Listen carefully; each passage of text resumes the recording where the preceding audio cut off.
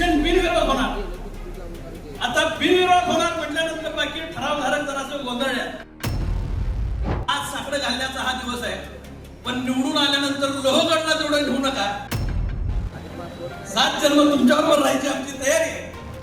आम्ही फिरायला तुमच्याबरोबर यायला तयार आहे, पण लोहगडला तेवढं घेऊ नका. कोल्हापुरात गोकुळच्या निवडणुकीसाठी ठराव दाखल करण्यास गर्दी होते. सोमवारी महायुतीच्या पक्षांनी शक्तीप्रदर्शन करत ठराव दाखल केलेत. शिवसेना शिंदे गटाच्या वतीनेही कोल्हापुरात ठरावधारकांचा मेळावा पार पडला. यावेळी खासदार धैर्यशील माने यांनी दूध उत्पादक शेतकऱ्यांना भावनिक साथ घालत महायुतीला विजयी करण्यासाठी आवाहन केलं. सगळ्या पक्षांच्याकडे असणाऱ्या ठरावांची संख्या आम्ही पेपरला वाचतोय. एकूण मला वाटतंय 4,500 मतदार एकूण मतदान नोंदवणार आहे, पण सगळ्याकडची संख्या जर काढली तर 20,000च्या पुढे जायला लागली. नेमका मतदार किती आणि कुणाकडे किती ह्याचा काही हिशोब लागेना. आणि त्या 2-4 दिवस बातम्या येड्रावकर साहेब यायला लागले, इलेक्शन बिनविरोध होणार. आता बिनविरोध होणार म्हटल्यानंतर बाकी ठरावधारक जरासं गोंधळल्यात. ही काय बिनविरोध व्हायला नको असं म्हणतात. इलेक्शन लागली पाहिजे, लोकशाही जगली पाहिजे, ह्या भूमिकेत ठरावधारक आहेत. आणि या सगळ्यामध्ये खऱ्या अर्थानं जिल्ह्याच्या विकासाचं गणित लक्षात घेता, उद्या शेतकऱ्यांच्या विकासाचं गणित लक्षात घेता निश्चितच नेते मंडळी योग्य पद्धतीने या ठिकाणी पुढे जातील.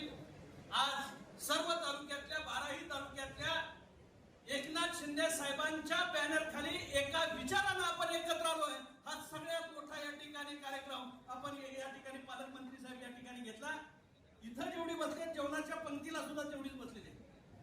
आता उमेदवारांची पंगत वेगळी आहे आणि मतदारांची पंगत वेगळी आहे.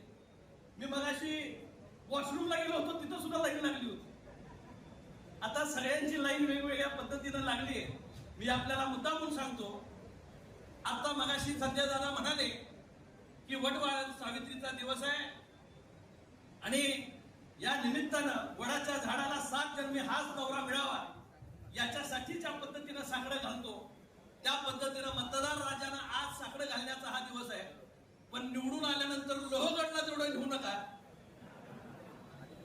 7 जन्म तुमच्याबरोबर राहायची आमची तयारी आहे. आम्ही फिरायला तुमच्याबरोबर यायला तयार आहे, पण लोहगडला तेवढं घेऊ नका.